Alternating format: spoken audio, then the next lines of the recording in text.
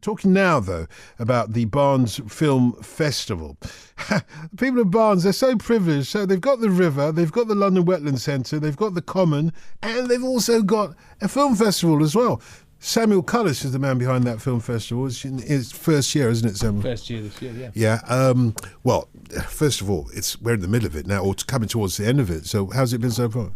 Well, the organisation has been about a year and a half in planning now. So it's the final few days before the festival starts. So we're all really excited. Everything's online, ready to go. The films are all ready to be shown, and hopefully we're going to get a good turnout. And it's a different kind of film festival. This isn't a film festival about Hollywood movies, is it? No, this is celebrating the UK film industry and young filmmakers in particular. We've got to focus on that. There's three aspects to the festival. There's the workshops, there's the screenings, but there's also a competition where we have 12 and unders, 13 to 17 and 18 to 25, all entering films. And we've had some spectacular entries, all with a green focus. So there's an environmental theme to our first festival. Does the type of film festival it is, does that go with the environment, as it were, of the neighbourhood? Is it informed by the area that we're talking about? Well, Barnes? a lot of the films were shot in and around Barnes by the students, but we're also bringing films from a worldwide perspective as well. We've got youngsters who are submitting films, but we've got feature-length films and documentaries that are being screened at various locations around Barnes, which tell us about environmental issues across the world. I kind of was trying to say essentially that I didn't expect that Barnes would put on an international festival of Hollywood films, you know, the kind Absolutely, of... no. Well, I'm quite keen to sort of push filmmakers in the UK and we've got a thriving industry here and we should be celebrating that. Because we know they like their jazz in Barnes. We know that they like their pretty environment. They like their village atmosphere in Barnes. So a Blockbuster wouldn't have gone down too well there, would it? I don't know. I mean, we've got an independent cinema in Barnes. Suicide Squad. That wouldn't have Maybe gone not. down. No, that's not the sort of thing we're going to be showing. Exactly. So tell us about the cinema as well, because we've been hearing about its origins as a studio where the Eagles once recorded. That's right, yeah. There's all sorts of, I think the Rolling Stones recorded there.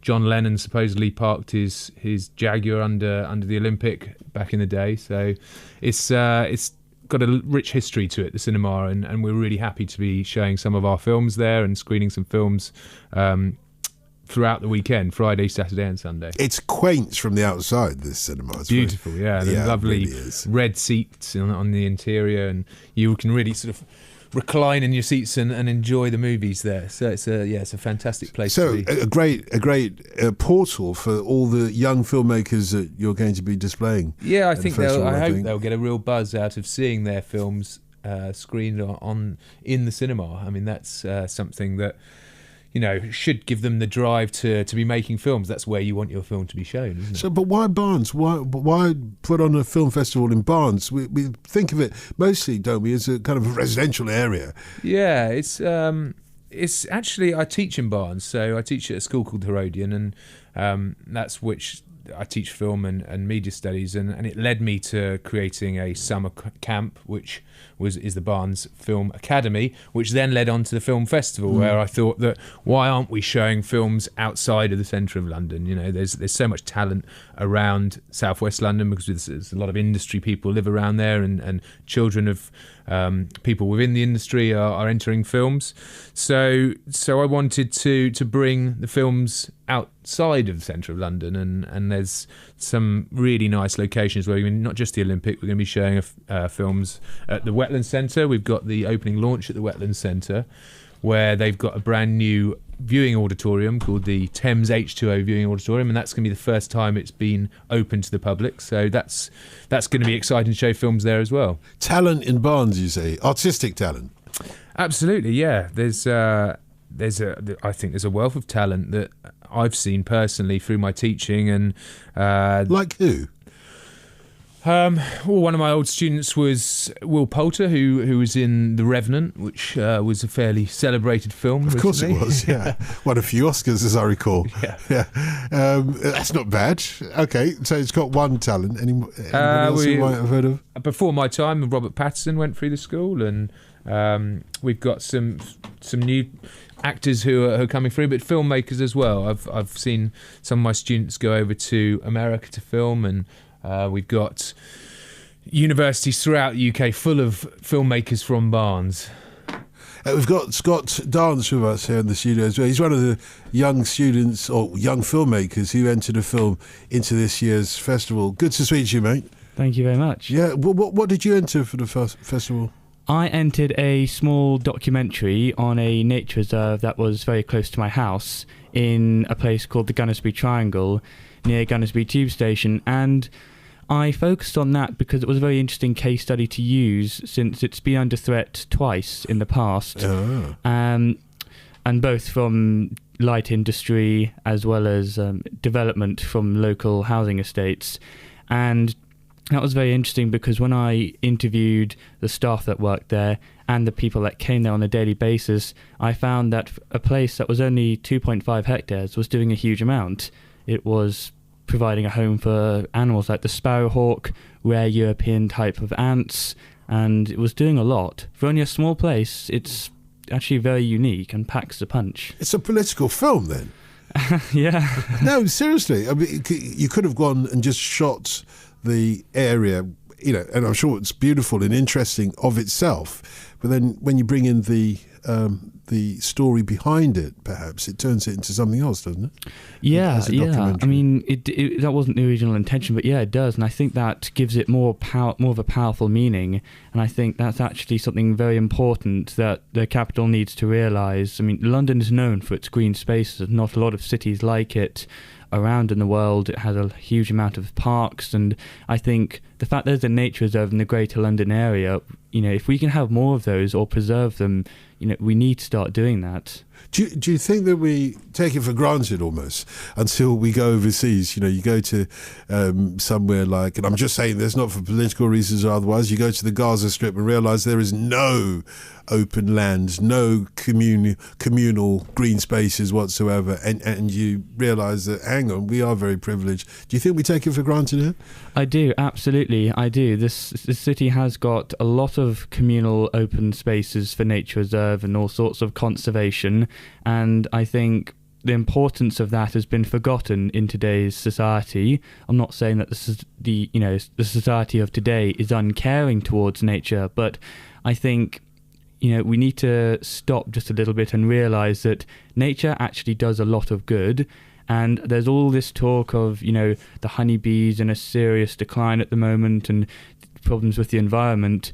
And, recycling, that helps a lot as well. But a really effective way of combating that is actually going to your nature reserve and finding out what it does, helping it, supporting it. But how does a film encourage that? Can a film do anything to motivate people? It does, yeah. I found that when I showed it to some test audiences, they all said that they wanted to go there because the film makes the actual place seem bigger because you're looking at all sorts of different angles, you're interviewing all sorts of people, and you're having all these cutaway shots of the wildlife. The place looks bigger. It looks like a productive place, and it looks like it's doing a huge amount for a small little microclimate.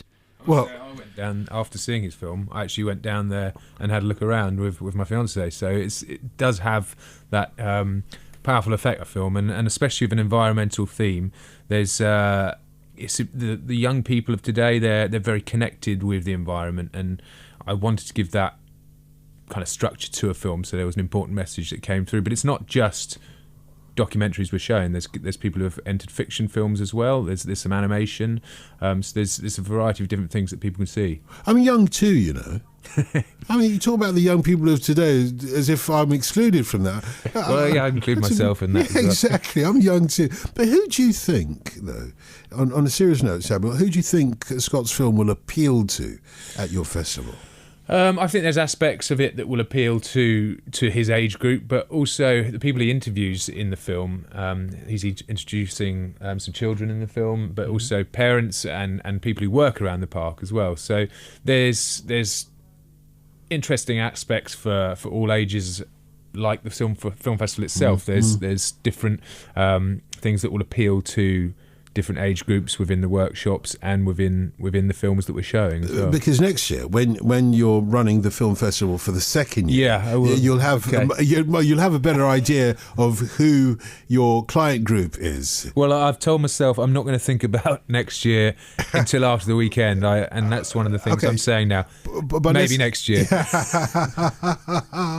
Well, for the moment, then this year, how do you go about when you decide I'm going to start up a film festival in Barnes of all places, outside the centre of London? I'm going to call it the Barnes Film Festival, and that may itself attract or detract from the first festival. People will make a judgment, won't they? They will. Barnes Film Festival, they'll say. There's a question mark after that almost. And so you ask how did I go about? Well, how do you think? How do you compile what the narrative of the festival should be? Which films are included? What your demographic is, essentially? Yeah, I guess it's kind of evolved since I first came up with the idea of putting on a festival. And I must say, being a teacher, I've never done any event management or anything like that, so I didn't realise what an undertaking it was. But luckily, I've got a fantastic group of volunteers, because it is a completely voluntary thing, and we're basically raising money to put on the film festival next year. But I thought you weren't going to think about next year. You've already started talking about next year, and you said you weren't going to talk about it. We'll move on. But yeah, I couldn't have done it with some fantastic volunteers. We put an advert in the local newspaper, and we've got a team of about 10 people who are doing different aspects. So some people are running the workshops, some people are running the screenings, and we've got people choosing or shortlisting the films, like Scott's, that have been narrowed down to 5 films for each category. And then we've got a team of judges who are going to be judging on Saturday. The films are going to be judged as well. They are, yeah. We've got They're not people just going from to be screened. British Film Institute, the BFI.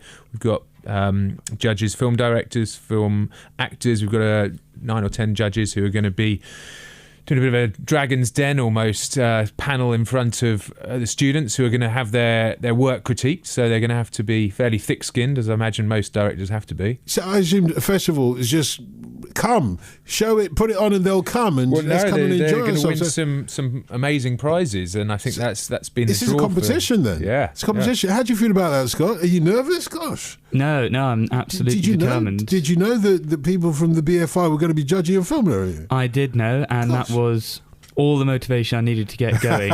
You need competition and motivation to get going in film industries, because, if you don't win or something, there's next time to actually try harder. With all these films and, all these people that are judging it, you've always got to take something back from it and think, what have I learned from this, and what can I do to improve? And you want to do your best, and then you can make your best even better next time. But what about the public vote, though, Samuel? I mean, that's what will decide whether there will be a next year or not. The public have got to love what they see. Well, there seems to be people coming. There seems to be people booking the tickets to come and see it. So, like you say, putting your film on the screen is the ultimate test, isn't it? Having an audience for the first time seeing your film, and whether they enjoy it, whether they don't. I mean, some people won't, some people will. That is, I think, a great prize in itself, to be showcasing your film. You can put films on YouTube, you can put films on Vimeo, but actually seeing your audience in a room watching your film is hopefully going to be a fantastic experience for these guys. Don't take this the wrong way. You work in Barnes, and tell me if I'm coming at this from a completely patronising point of view. Sure. Yeah, so I built myself up there. Now, it's Barnes. It's a film festival in Barnes. It's like you go to a film festival in Cannes, you expect a certain kind of flavour, and the film festival has got to reflect the neighbourhood that it's in. And Barnes, we know already from what we've learnt this morning, is a very salubrious part of town, and very pretty. It's got the river running by it. It's got a cricket pitch on the common. A common, for goodness sake. It's got a village green with swans all over the place. Yeah. And it's got this great pub in the middle of it as well, the Bull's Head, where all sorts of people play. They love their jazz.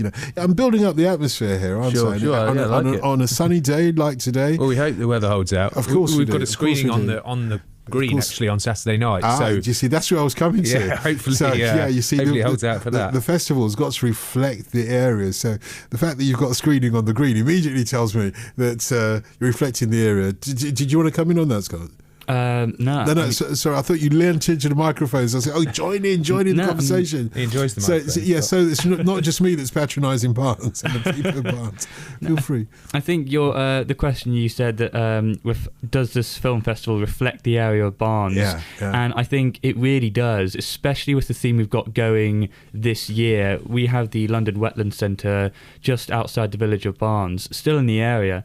And I think it's really, really brilliant to have an environmental theme just to promote the Wetlands Centre and the community. I don't doubt that. I was coming from a different perspective. I was thinking glass of wine. You're sitting there watching the film, you've got a glass of wine, glass of very nice wine, it being Barnes and all of that sort of thing. And wine and cheese go together in this kind of... Can I jump in? Yeah, go on. To save me, do, please. You do not have to be a Barnes resident with a glass of wine and a cheese board to enjoy the festival. Okay. It is for the whole of London. It's for the whole of UK. You've made your we point. Even have we have people flying in from Portugal. One of our prize winners is flying in from Portugal. Impressed. So no, it's not just for your Barnes locals, but I'm hoping that they will all turn out as well and support. Tell us how the rest of us, the riffraff, me, myself, I'm not talking about I'm just talking about me and my daughters, for goodness sake. No, tell us how the rest of us can find out about this festival. There's all the information online. If you go to our website, www.barnesfilmfestival.com, you can book all sorts of events that are happening throughout the weekend. We've got Q&As with directors, we've got workshops.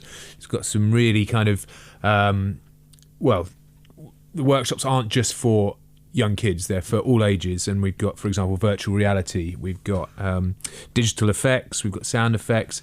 Go online, check them out, see what you're interested in. If you're a filmmaker in London or even further afield, come along. We will even be selling tickets on the day, but try and book to avoid disappointment, because there aren't huge amounts of places left for some of these events. It's worth going just to experience the cinema, the Olympic cinema there as well, I'm sure. But it's starting this Friday. It's going on till Sunday. This Friday is our launch, So it's at 7:15 at the Wetlands Centre. 7:15. Again, some tickets left for that, where we're going to be showing what we're showing over the weekend. It's going to involve some film shorts. We've got the Green Carpet Challenge.